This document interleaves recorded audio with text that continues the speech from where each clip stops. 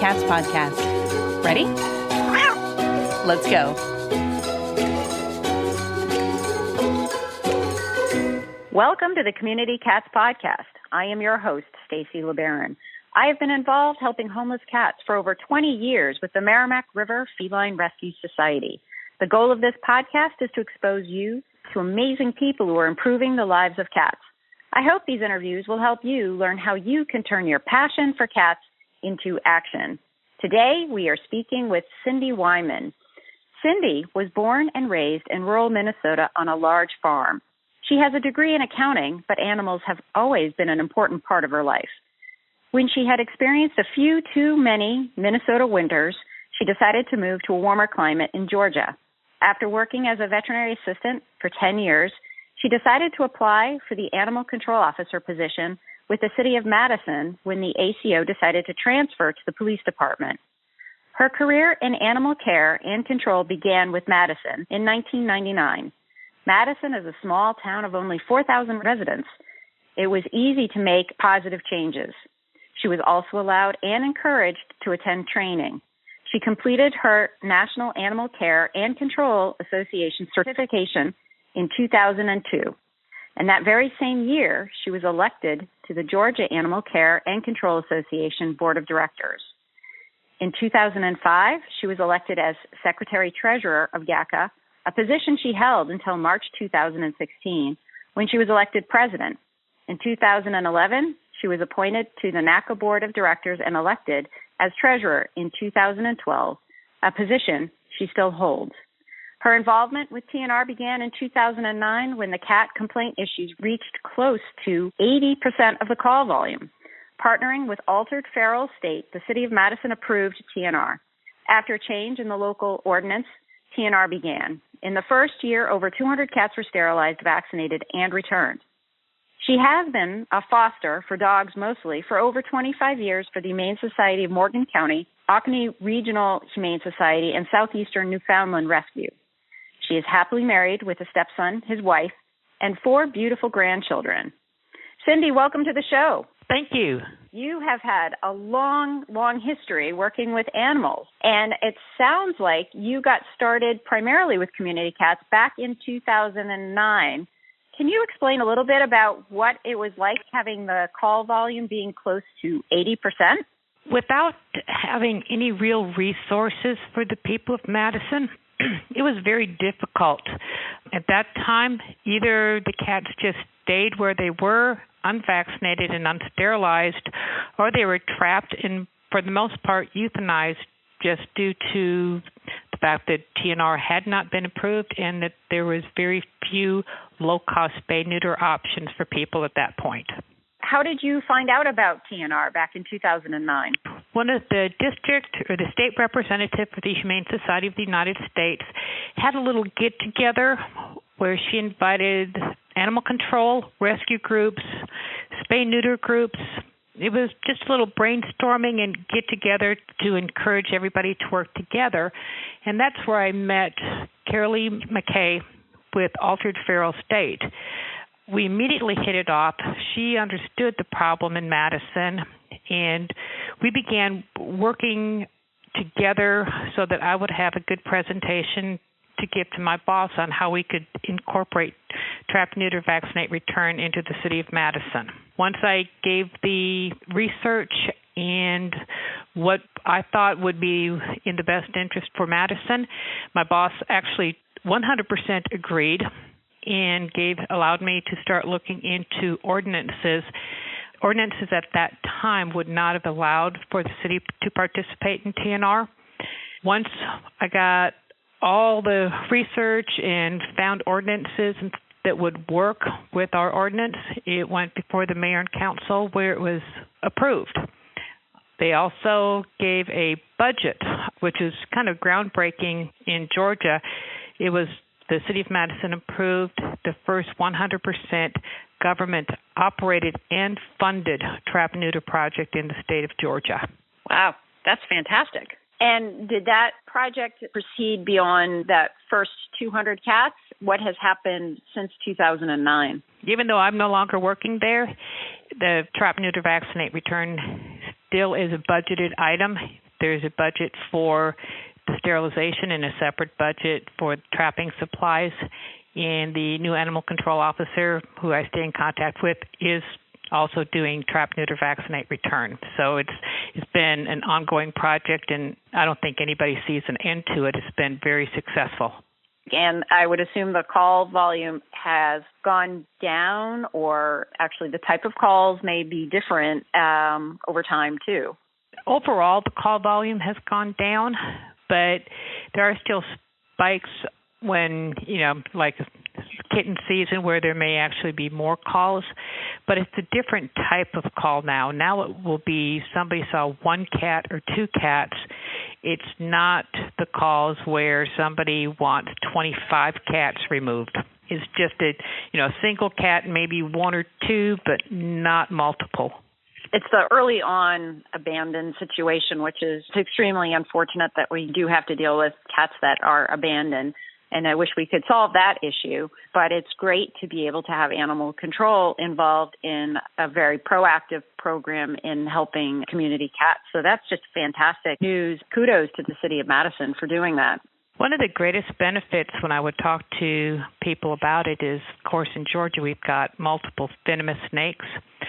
And a lot of people are very, very fearful of them. And when I would explain to them that if the cats kept the rodent problem under control, that it actually would reduce the number of venomous snakes. And so people that weren't even excited about cats or didn't even really like cats started seeing the benefits of TNR. And so actually that was my way into some of the communities that you would traditionally think wouldn't be interested in TNR.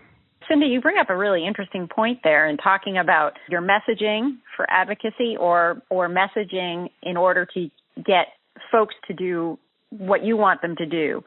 So my reason for supporting community cat programs might be different than my neighbors. And as an animal control officer, it's sort of important for you to be able to figure out what's going to motivate you to be able to do, the humane solution. I've actually spoke at several conferences. I have a short PowerPoint that I give, and it's community cats. Why do they exist? How to manage them, and conflict resolution. And the biggest part of dealing with community cats is understanding why they are there to start with. It's not always just an abandonment case, although that can happen. So many times when I'd go to places where there are multiple cats, I'd see multiple bird feeders.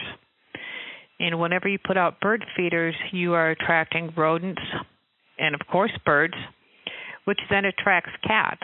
A lot of people just randomly kill snakes because they think they're evil, and then you are destroying the rodents' natural predators. Additionally, we put our garbage behind our houses in garbage cans, which attracts rodents. But in most of our communities, we won't live with any rabies vectors such as fox, coyotes, raccoons, who would, again, possibly keep the rodent population under control. So by having the community cats, we actually are controlling a rodent population where we have, for the most part, removed all the rodents' natural predators. One of my favorite sayings is, where there is a predator animal, there will be a prey. It's our choice of which one we choose to have around. I happen to live up here in Vermont, so one of our concerns is bears. You were talking about the bird feeders and the trash and all that stuff, and you have to be very careful about how you handle the chain of life, because if you disrupt it, then the balances will get way out of whack. That is correct. And, so in almost all cases, when you look where there's a group of cats, there is a reason that they even showed up at the first person's house who started feeding them. They require food and shelter. When you have those two items, cats will gather. Yep. And if somebody truly is insistent on not having cats, a lot of times you have to change the environment. Otherwise, you're just going to have new ones move in. If the situation that brought the cats there to start with hasn't been changed, you're just going to wind up with new ones. And that's one of the things where I would talk to people if they were going to continue to feed birds or collect aluminum cans in their garage. It would be much better to have vaccinated and sterilized feral cats the new cats that were not sterilized and were not vaccinated. And now, let's take a moment to listen to a few words from our sponsors. Accidental Exiles by Bruce Perry. Jesse McAllister, a young Texan and Iraq war vet, escapes to Europe, where he seeks a new direction and to heal his desert wounds. Wandering the streets of Ascona, Switzerland, he meets and falls in love with a beautiful Italian waitress named Sonia Altarelli. Since the horrors of combat he encountered with a boyhood friend, Jesse will have nothing more to do with war. This story is his farewell to arms. Check out Accidental Exiles on Amazon.com today. Community Cats podcast founder Stacy LeBaron doesn't just talk the talk, she walks the walk. Stacy is available to provide customized consulting for your group to help you increase your effectiveness and develop an action plan for improving the lives of cats in your community. Working with you, Stacy will develop a consulting plan that meets your needs, including visioning workshops for your staff, board, or volunteers. For more information, you can contact Stacy directly. Email Stacy at communitycatspodcast.com or visit our website and click on the education menu. Let's join forces to make the world a better place for community cats. So I would like to turn the tide a little bit. And you had mentioned that you had done some public speaking with a PowerPoint presentation. And I understand you are the treasurer for the NACA Board of Directors. And I'm wondering if you could expand a bit on NACA, what it is, and what their thoughts are around community cats. NACA is the National Animal Care and Control Association. We are a nonprofit that is dedicated to training and support for animal control officers. We do have a certification course a very extensive education course for animal control officers. For years before I was involved, NACA pretty much had the old adage of feral cats should not exist, or community cats weren't even really addressed. Several years ago, they took a position that TNR is another tool in the toolbox for feral cat and community cat control. One of the biggest breakthroughs in my mind was about 2.5 years ago. Doctors Kate Hurley and Julie Levy called a meeting at the ASPCA headquarters for people from all the large national animal welfare groups trying to roll out their new initiative for community cats. As I like to call it, I was the only animal control officer there. I was NACA's representative. And I was very, very well received during that whole meeting because the reality is TNR depends on animal control involvement, or at least acknowledgement and information that only animal control would likely have, because we're the ones that are going to be getting the complaints for the neighbors' cats. Through that think tank, the Million Cat Challenge was born. It was a suggestion where instead of making it a negative about not euthanizing cats, that it was actually challenged to have a much higher live release rate and a goal. NACA actually was one of the initial supporting organizations for the Million Cat Challenge, which was, in a lot of people's opinion, a very huge breakthrough that we actually would support managed intake, trap, neuter, vaccinate, return, capacity for care, all the initiatives outlined in the Million Cat Challenge. And I was grateful for the opportunity to meet with all those wonderful people where I could really express animal control's concerns and where sometimes our limits may come in, not necessarily because we personally believe something or didn't agree with it, but where our government agencies that we worked for didn't either have the ordinances or the manpower financing to do what in our hearts we thought would be best. And so through that process of helping develop the Million Cat Challenge, that was really sort of the initiator that sparked NACA's desire to pretty much come out publicly in support of TNR programs? Yes. Before that, it was considered another possible tool, but after that, it became something that we would truly get behind and support. Looking at today's situation with community cats, what you see locally and across the country as you travel around and go to lots of conferences and other places and talk with people from all around the country, What does the future of community cats look like for the animal control profession, as well as just the whole community cat population across the country in general look like to you? I think it's changing for the betterment of community cats. As there's more education, more people in animal control and the government agencies are starting to see that there is no way that we could just eliminate outdoor cats, that is not a possibility. So the best thing we can do is to ensure that those that are here are vaccinated and sterilized. Additionally, with the more education on how they become part of the natural environment as far as rodent control, I've used the adage many times of imagine an area with a high number of feral cats or community cats and think about putting a fence around it, and if you could just magically go poof, all the cats are gone. Within 2 months' time, we would be overrun with rodents, and I think everybody is aware that rodents have a lot more serious diseases. Yes, cats can carry rabies, but mice carry the plague, hantavirus, listeria, many, many, many very, very bad diseases, and that the cats actually are helping to control some of those diseases. So overall, I believe that the whole outlook toward the community cats is starting to soften into realizing that they truly provide us a benefit. The working cat model. Yes. So if you were part of a small TNR group or a new group in a community and wanted to work to engage the local animal control officer, how would you suggest these two parties learn to work together? There's a couple very important parts. And as a nonprofit group, you are normally going to be dependent on donations and or have the possibility of getting grants, where understanding that most government agencies, there are a few grants that are open for government, but for the most part, most of the agencies that fund TNR only will fund nonprofits. When it comes down to working with government, money talks. Even the animal control officers, if they want to participate in something, it is all budget dependent. And if their powers up the ladder have not allowed for a budget, it cannot happen.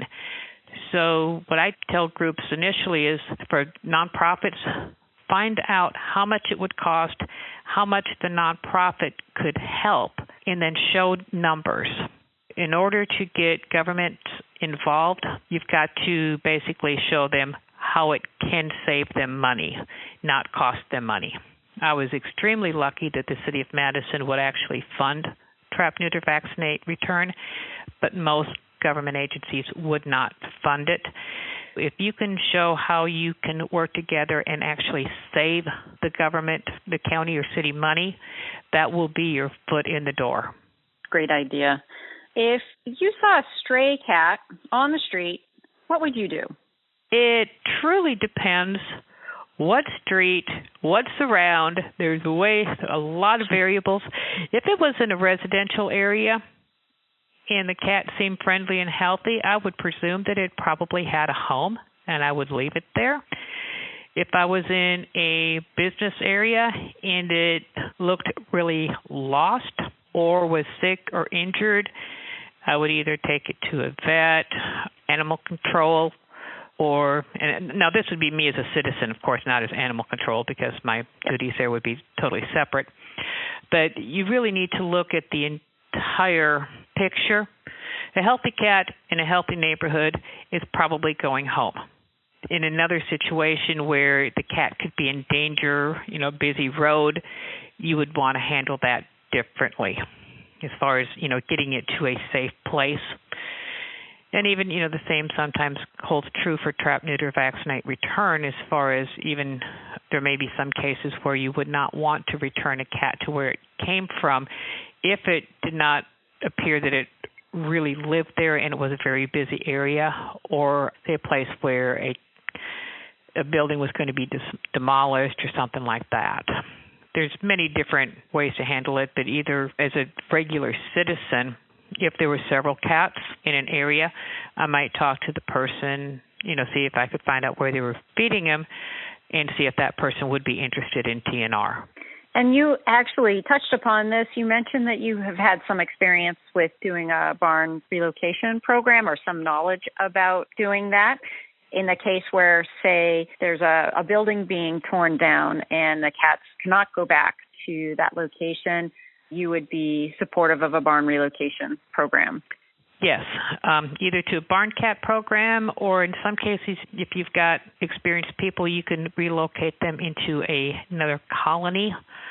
There's many different requirements for, the different types of colonies or whatever.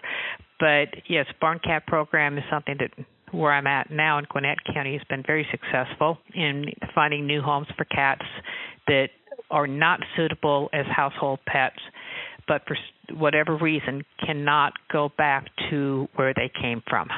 And there's other buildings being demolished, and also, I know in Madison, a couple of times I would have feral cats that would show up at the nursing home. State regulations wouldn't allow it. So they could not go back there. They had to be removed, but moving them out to a barn would be a happy place. Well, that's unfortunate. Nursing home sounds like a good place for a feral cat colony, but that's unfortunate that there's a situation. I, over the years, have dealt with several colonies at nursing homes in Massachusetts, and they've had quite a few successful colonies out in the back. It is what it is. In this case, the state came in and said the cats had to go. The challenges that we face on a daily basis being in this business. So, Cindy, I was wondering if people are interested in finding out more about you or NACA, how could they find you? You can look on the NACA website.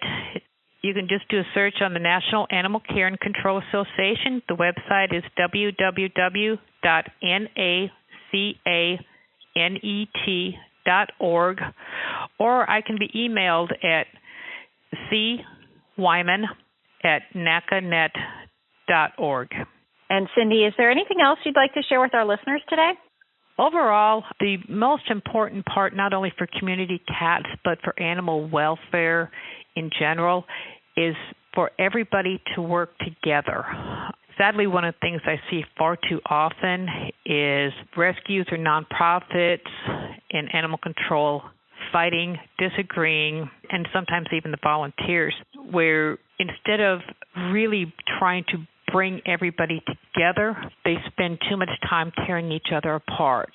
Collaboration will always benefit the animals, but fighting amongst each other really does not do any good. So the most important part of any of this is working together, understanding that in order to benefit the community cats and animals in general, that a collaborative, polite effort from all of us will go so much farther than fighting.